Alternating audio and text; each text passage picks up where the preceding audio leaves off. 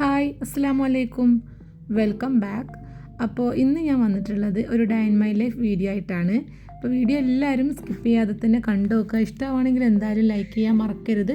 പിന്നെ സബ്സ്ക്രൈബ് ചെയ്യാത്തവരുണ്ടെങ്കിൽ ചാനലൊന്ന് സബ്സ്ക്രൈബ് ചെയ്ത് സപ്പോർട്ട് ചെയ്യുക. അപ്പോൾ വീഡിയോ കണ്ടു നോക്കാം. അപ്പോൾ ആദ്യം തന്നെ നമുക്ക് ഒരു മംഗോളിയൻ ചിക്കൻ റോസ്റ്റിൻ്റെ റെസിപ്പി കണ്ടു നോക്കാം കേട്ടോ. അപ്പോൾ അതിന് വേണ്ടിയിട്ട് ഇതാ 1 കിലോ ചിക്കനിക്ക് ഞാൻ ഒരു 4 ടീസ്പൂണ് പച്ചമല്ലി, 1 ടീസ്പൂൺ ചെറിയ ജീരകം, 1/2 ടീസ്പൂൺ ഉലുവ, 1/2 ടീസ്പൂണ് വലിയ ജീരകം, ഒരു 4 ടീസ്പൂണ് കുരുമുളക്, പിന്നെ ഒരു 10 അല്ലി വെളുത്തുള്ളി, ചെറിയൊരു കഷ്ണം ഇഞ്ചി, 6 കറാമ്പൂവ്, ഒരു കഷ്ണം പട്ട, പിന്നെ ഉണക്കമുളക് എരിവിനനുസരിച്ചിട്ട് എടുക്കുക. എൻ്റെ കയ്യിൽ ഒരു 4 എണ്ണം ഉണ്ടായിരുന്നുള്ളൂ. പിന്നെ ഇപ്പോൾ ബാക്കി ഞാൻ മുളക് പൊടി ചേർത്ത് കൊടുക്കാമെന്ന് വിചാരിച്ചിട്ടാണ്. പിന്നെ ഉണക്കമുളക് ഉണ്ടെങ്കിൽ മുഴുവനായിട്ടും അത് തന്നെ എടുക്കണം. ഇനിയിപ്പോൾ ഇതാ എല്ലാതും കൂടിയും ഒന്ന് വറുത്തെടുക്കാൻ വേണ്ടിയിട്ട് ഒരു പാനിലേക്ക് ഇട്ട് കൊടുക്കുകയാണ്. ഇപ്പോൾ അത് വറുത്തെടുക്കാൻ ഒരു ടീസ്പൂണ് സൺഫ്ലവർ ഓയിലും കൂടിയും ചേർത്ത് കൊടുത്തിട്ട് അതൊക്കെ കൂടി നല്ലോണം ഒന്ന് വറുത്തെടുക്കാം.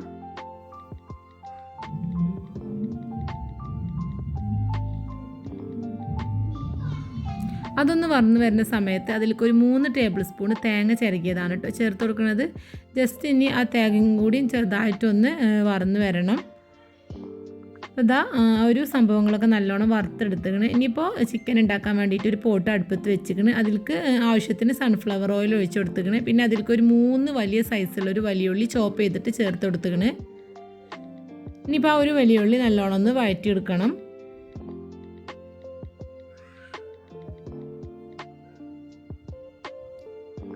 വലിയുള്ളിയൊക്കെ നല്ലോണം വഴന്ന് സോഫ്റ്റായി വന്നപ്പോൾ നമ്മൾ കഴുകി വൃത്തിയാക്കി വെച്ചിട്ടുള്ള ഒരു ചിക്കന് അതിലേക്ക് ചേർത്ത് കൊടുത്തിക്കണേ. ഇനിയിപ്പോൾ ഈ ഒരു വലിയുള്ളിയും ആ ഒരു ചിക്കനും ഒരു മിനിറ്റ് നല്ലോണം ഒന്ന് വഴറ്റി കൊടുക്കുക.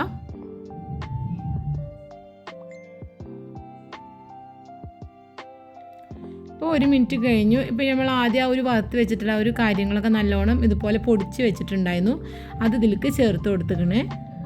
ഇനിയിപ്പോൾ ആ ഒരു മസാലയും ആ ഒരു ചിക്കനും ഒക്കെ കൂടി നല്ലോണം ഒന്ന് മിക്സ് ചെയ്തെടുക്കുക.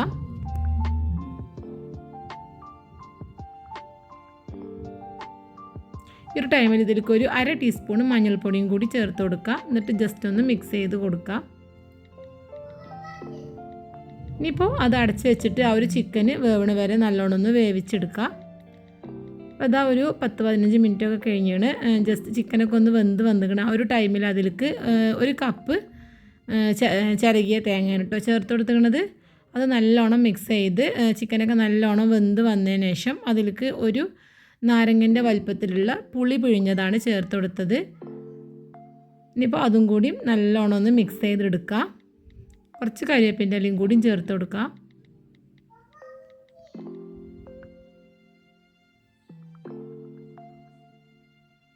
അപ്പോൾ ഇതാ അടിപൊളി മംഗോളിയൻ ചിക്കൻ റോസ്റ്റ് റെഡി ആയിക്കണ്. നല്ല ടേസ്റ്റ് ഉണ്ട് കേട്ടോ കഴിക്കാൻ. ഇതിപ്പോൾ നമുക്ക് കറി പോലെ വേണമെങ്കിൽ ഇത്ര തന്നെ വറ്റിച്ചെടുക്കണ്ട. ഇതിപ്പോൾ ഞാനൊരു റോസ്റ്റിൻ്റെ ഒരു ഇതിലാണ് എടുത്തിരിക്കണത്.